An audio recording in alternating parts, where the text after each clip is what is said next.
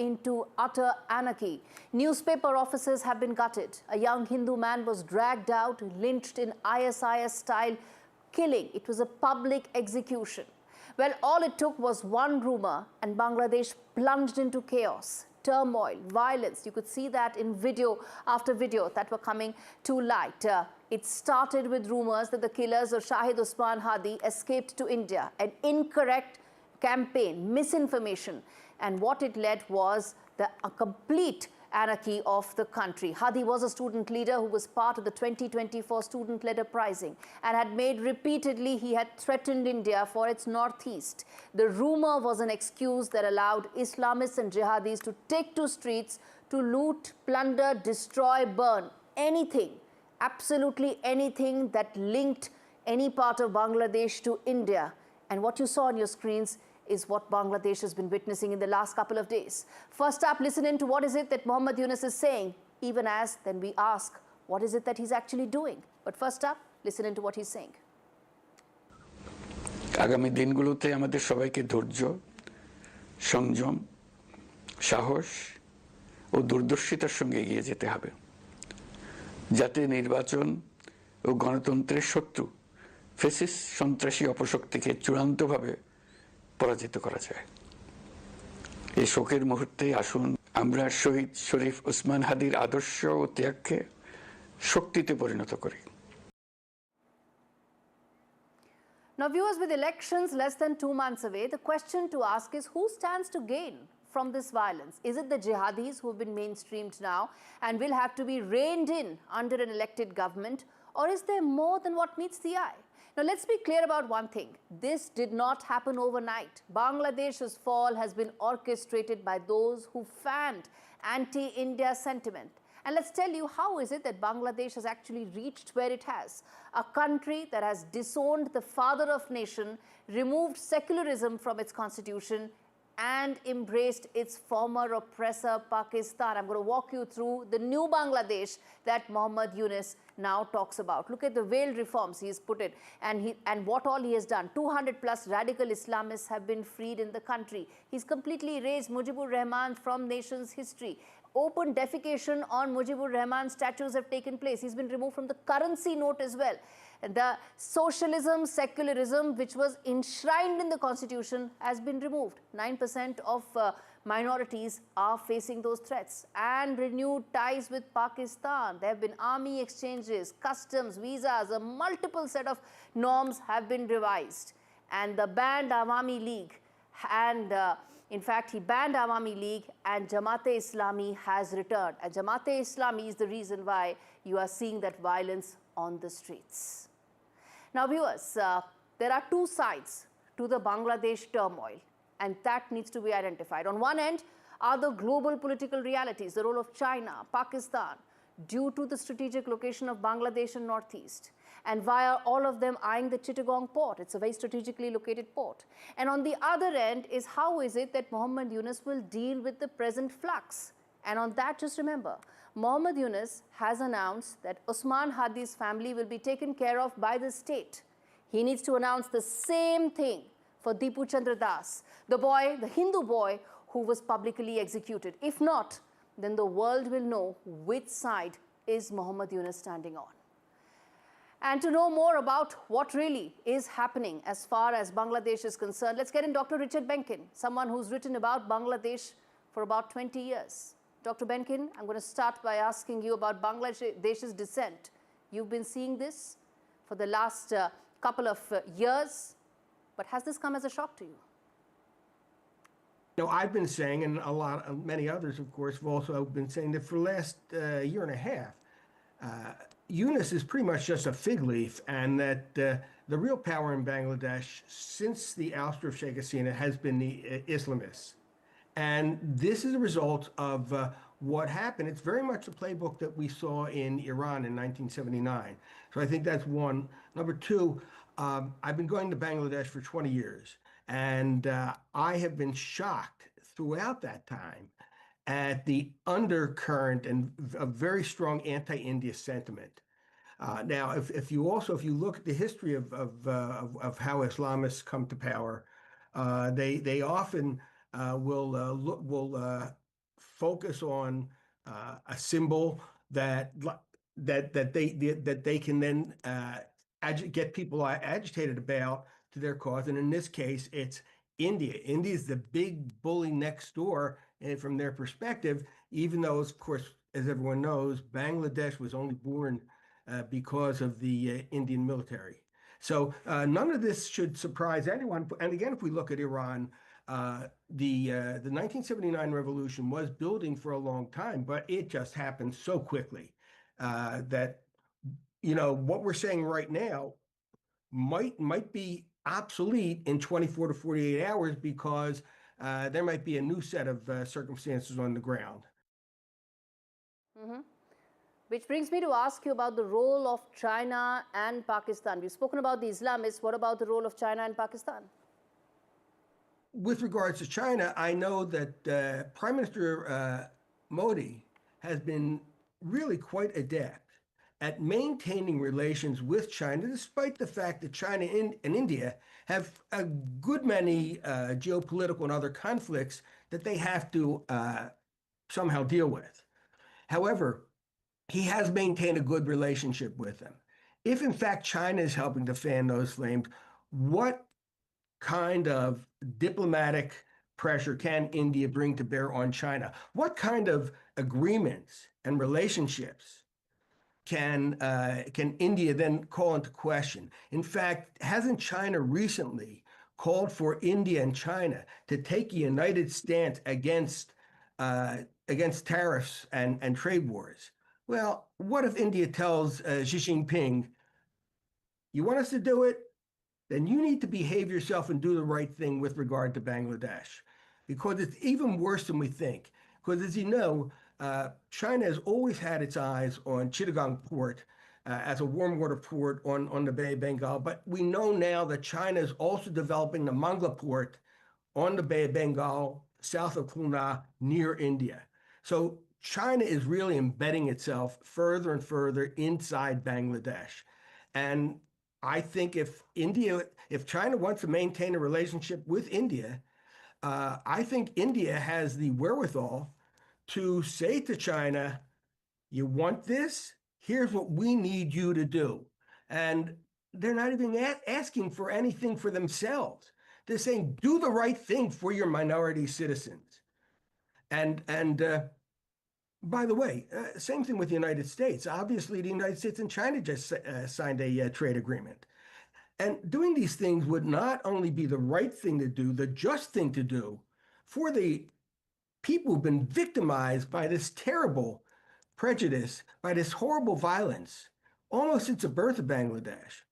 But in fact, it would be the geopolitically correct thing to do because we really should look seriously at just as you put it, at China's encroachment into Bangladesh and what that means for the geopolitics of the region. Right, Dr. Richard Benkin, thanks so much for speaking to me on India Sense. All right, shifting focus now to Pakistan and Donald Trump's love for Asim Munir that seems to continue unabated. And this time it's even for peace in Gaza. And he's taking a detour, and that is going through Islamabad. Washington is now courting Pakistan's Army Chief, Field Marshal Asim Munir, as Donald Trump looks for muscle to enforce his Gaza plan. And in fact, Donald Trump doesn't care that he's legitimizing a failed general who's being repackaged as a peacemaker. But this is the utility that Pakistan serves for Donald Trump. Give its troops, no questions asked. But what does this mean for India? This report tells you more. Donald Trump's Gaza peace push is taking a new turn, one that runs through Islamabad. Pakistan's Army Chief Field Marshal Asim Munir is expected in Washington in the coming weeks as the Trump administration looks for muscle to help enforce its 20-point peace proposal.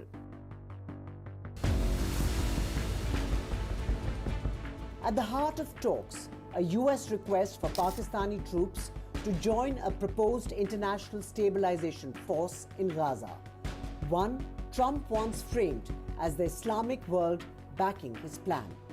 Pakistan, the only Muslim nuclear-armed state, offers powerful symbolism. But that symbolism comes with both risk for Washington and concern for India. In New Delhi, Munir's increasing closeness to Washington raises red flags. While India and the US work together on counter-terrorism efforts, Trump embraces a failed and rising authoritarian field marshal who harbors terror groups and repeatedly provokes India. Any international rehabilitation of Pakistan's military leadership, especially under the banner of peacekeeping, risks sanitizing this image.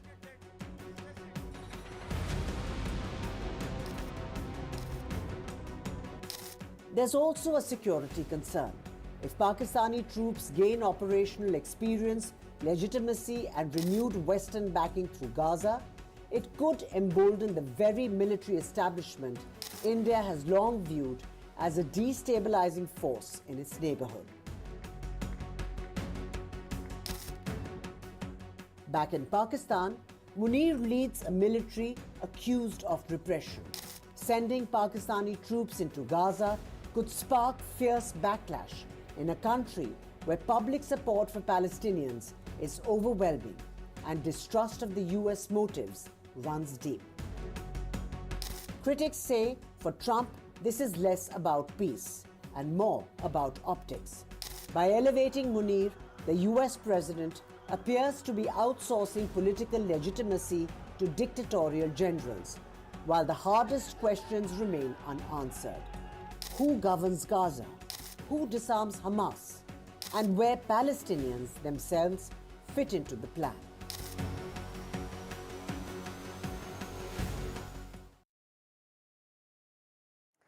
And turbulence is rising in Trumpland, and it's coming from multiple fronts that strike at the heart of both power and perception. Now, viewers, deadline looms for the release of Epstein files, a saga that Trump just could not get off his back, reigniting those uncomfortable questions about past associations and transparency. No new criminal findings have been established against Donald Trump, but politically the shadow is back. And it's loud.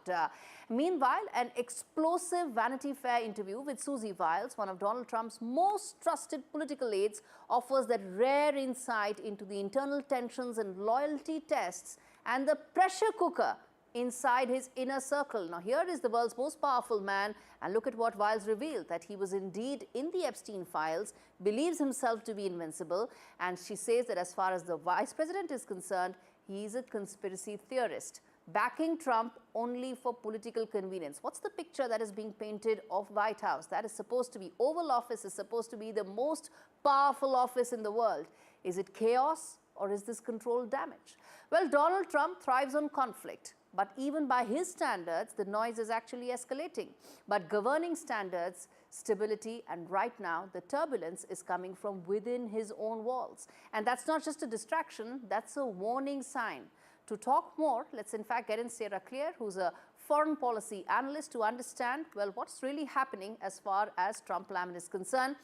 Well, Susie, Wiles actually painted a very terrible picture as far as White House is concerned. Chaotic, distraction, full of distractions, and one where Donald Trump is really not the boss. Susie Wiles' interview is, the administration and many outside sources have confirmed that the interview was very heavily edited or very heavily, skewed to sound negative. So I think that Trump's base and his supporters are very used to the left-wing media and the way that they have characterized Trump. So I don't think it's affected his base very much. It may have affected, swing voters or people who already didn't like Trump. Okay. But that's not the only thing that should be worrying the administration. There's the Epstein files as well. Do you think explosive details could actually damage the administration like nothing else? Epstein files, this is a left-wing media obsession. This is something that the Democrats are really driving, and President Trump just isn't focused on it, and neither is a lot of his base or just ordinary everyday Americans. because there are so many other problems that are in America that are affecting people's everyday lives. You know, the affordability crisis that he actually talked about in the speech that he gave recently. And you know, these are the things that bother Americans, and they just don't have time to think about things like the Epstein files. Are you saying that if the president's name comes out, it will not be damaging for the administration? Clearly, if it were to be found that President Trump was actually 100% confirmed to have participated in what went on with Jeffrey Epstein, obviously that would be a huge scandal. But that I find that to be highly unlikely. I find what has been released has been people grasping at straws to try to make it look like President Trump was more involved than he was, and so many words have been twisted. So it would really have to be something that was very straightforward for it to make a difference at this point. Let's agree to disagree there, Sarah Claire. I think that's going to be a big damaging for the administration. But thanks much for speaking to me on India Sense. All right, as far as Donald Trump is concerned, there's more news. His stated goal is to stop illegal immigration, but almost a year into his term, illegal and legal immigration has sadly become part of one single goal, one single objective. And what he's done the latest is that he's suspended the green card lottery system. Now, in the wake of the tragic shootings that took place at Brown University and MIT, where a suspected gunman killed 3 people, the Trump administration has suspended the U.S. green card lottery or the diversity visa program. The gunman was on the same visa program in the U.S., and that's why the Homeland Security Secretary, Kristi Noem, has used that as an excuse, saying that this is now, it stands suspended.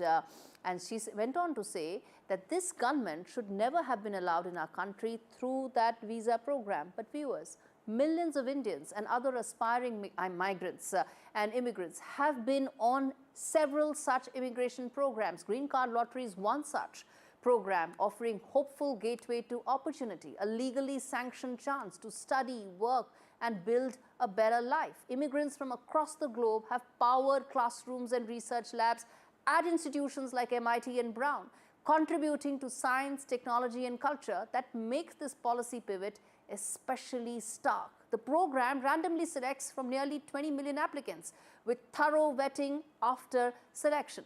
Taking a tragedy to pursue sweeping immigration policy goals, well, that's Trump 101 for you. Well, on that note, we wrap things up on this edition of India Sense. Thanks so very much for watching.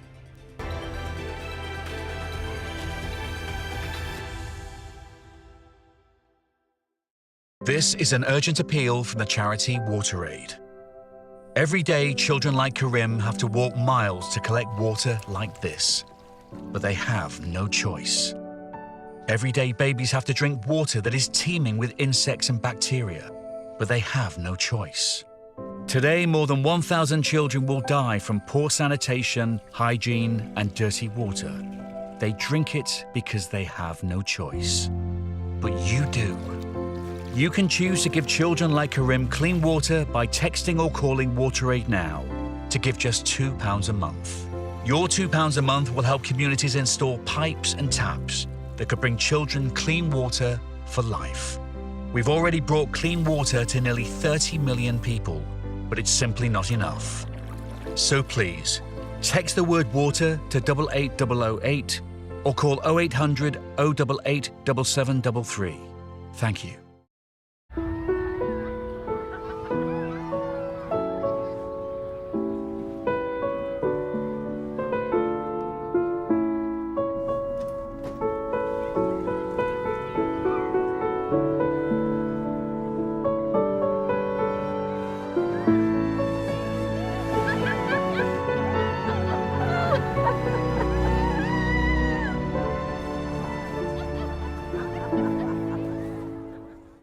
There once was a tree, lovingly made to look real, yet looking real wasn't enough.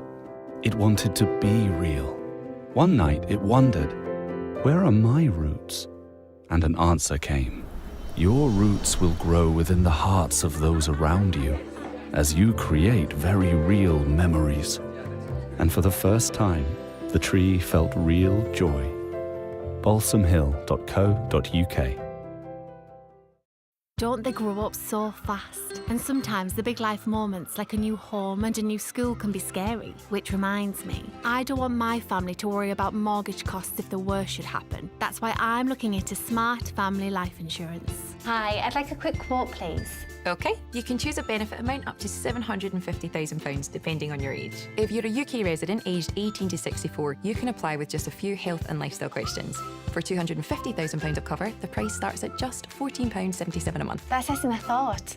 I could help my husband with the mortgage. Just like families, not all life insurance is the same. That's why we offer the Smart Family Guarantee. That's good to know. For even greater peace of mind, you'll also receive a 100% advance in the event of terminal illness and 10% cashback on your first year's premiums. That's the Smart Cashback. Plus, you'll also get your choice of a £125 gift card. To get a free quote today, call our specialist UK team on 0800 542 1775 or visit smartinsurance.co.uk. Sometimes it's the little things that remind us of them. Stay close, even when you're far apart. Send money worldwide with Remitly. Since I retired, I've finally got time for the important stuff, like helping my family manage financially if anything happens to me. Which reminds me. Welcome to British Seniors, the UK's #1 rated provider of over 50s life insurance. Hi, I'd like a quick quote, please. We're proud to offer our seniors lifetime guarantee. With 100% of claims having been paid, we guarantee your premiums will never go up and that you'll speak to one of our specialists in the UK. UK residents aged 50 to 80 are guaranteed to be accepted. Depending on your age, your loved ones can get a cash payout up to £10,000. And that money could help with my funeral costs or as a gift for my granddaughter. I'll do it. Plus, when you sign up, you'll receive a £135 gift card and free 24/7 GP advice and health services. Be proud to protect your loved ones with British Seniors. To get a free quote today, call our UK team on 0800 977 6843 or visit britishseniors.co.uk. At Tesco Mobile this Christmas, we've got deals that sparkle. Like our 100 gig SIM for just £15 a month with club card prices, saving you £60. And what's more, we'll give you £30 worth of club card points too. Now that makes gifting simple this Christmas. It pays to be connected. Search Tesco Mobile. Every little helps. It feels good knowing that your future's in hand. Evlo can offer you a loan from £1,000 to £15,000. Get your conditional decision in minutes. Let's play Win a Million. How many chances do you get to win £1 million every week? 5 chances. Final answer. Congratulations! And now it's your chance to be a millionaire. Choose your 5 lucky numbers at winamillion.com and get 5 chances to win £1 million every week. Play now from just 50p or enter for free by post at winamillion.com. Deborah, stop horsing around. Let's play Zebra Bingo. With branded bingo rooms like Fluffy Favourites Bingo, Deal or No Deal Bingo, and Clover Rollover Bingo. And more classic bingo games than you could shake your tail at. There's over £6.5 million in bingo prizes to be won every month on the Bingo Network. Come on, let's play Zebra Bingo! Team, we've got extra deliveries to make. This Christmas, Sainsbury's is working with Comic Relief to donate over 5 million meals to families up and down the country to help fight food poverty. Sainsbury's. Good food for all of us. New in, custom-fit rechargeable hearing devices. Discreet and smart enough to help you catch more moments and keep your pup happy. Book a free test today at bootshearingcare.com. We all know animals have feelings. They depend on kindness, just like you and me. So imagine how they feel when they're beaten, starved, and unloved. Every minute, the RSPCA is called on to save animals in physical agony and mental torment. It's unbearable to see the pain in their eyes. We refuse to give up on them. But to rescue them from a life of fear, we urgently need animal lovers like you to donate today. Please call 0800 121 4260 or text KIND to 84903 to give £2 a month to the RSPCA. Your gift will help fund more life-saving rescues, more emergency treatment, and more gentle rehabilitation. Every month, you'll be helping to keep animals free from pain and sadness, so they can find the comfort and joy they deserve. Right now, across the country, thousands are suffering deliberate harm. But together, we can show animals what kindness feels like. Together, we can rescue them. So please, call 0800 121 4260, text KIND to 84903, or visit our website to start your monthly donation today. Thank you. For newborn kittens, mum is everything. And without her love and care, they struggle to survive. This Christmas, many kittens will be abandoned and left in the cold. Without the milk and warmth their mums provide, their little lives are in grave danger.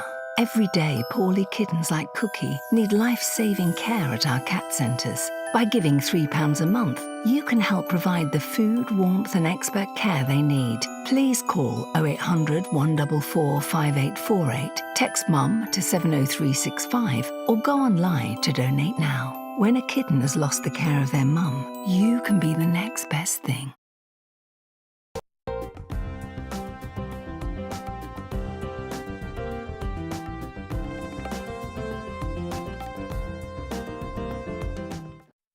The Brilliant Actor award goes to Ahan Pandey. Woo! Our favorite. India has a new heartthrob with Sayyara. He delivered a debut performance that was instinctive, nuanced, and utterly compelling. He is the breakthrough star who has captured the industry's imagination and signaled the arrival of a major new force in contemporary cinema for redefining the rules of the debut. The NDTV Indian of the Year, Debutant Actor of the Year is Ahan Pandey. What a smashing debut, ladies and gentlemen. Can we have a warm round of applause as we welcome our debutant of the year, Ahan Pandey. Ahan, come. Rahul, you can call Shalini also. You can call Shalini also. What? We have Miss Pasi also on stage.